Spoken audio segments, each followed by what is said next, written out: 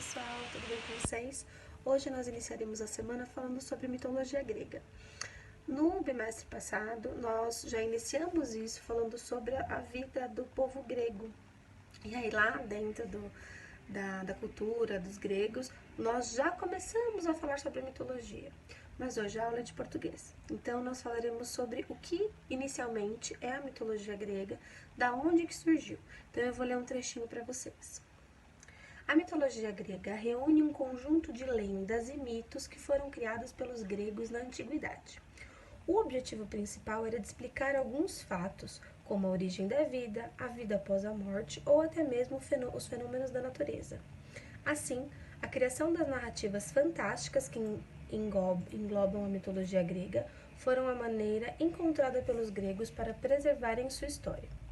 É importante ressaltar que a civilização grega estava baseada numa religião politeísta, ou seja, eles cultuavam vários deuses. Dentro dessa escrita, dessa narrativa, é como se eles colocassem não só a cultura, mas todas as histórias que eles acreditavam. Também falavam sobre religião. Então é onde entra a parte do politeísmo. Então eles acreditavam em vários deuses. Por isso que em todas as histórias mitológicas, ou pelo menos na maioria delas, eles falam sobre vários deuses. E cada deus era representado por alguma situação. Então, por exemplo,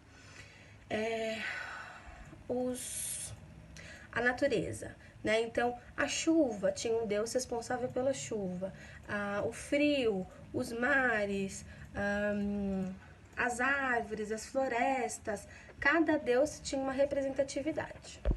Então, dentro dessas situações todas, dentro dessa narrativa, o que a gente chama de lenda, para eles, então, faz parte da mitologia, eles conseguiam explicar, então, para os mais jovens, alguma situação do cotidiano. Então, por que era perigoso, talvez, alguma situação? Eles contavam uma história, envolviam todos os que estavam ouvindo na história, para que, então, as pessoas também aprendessem.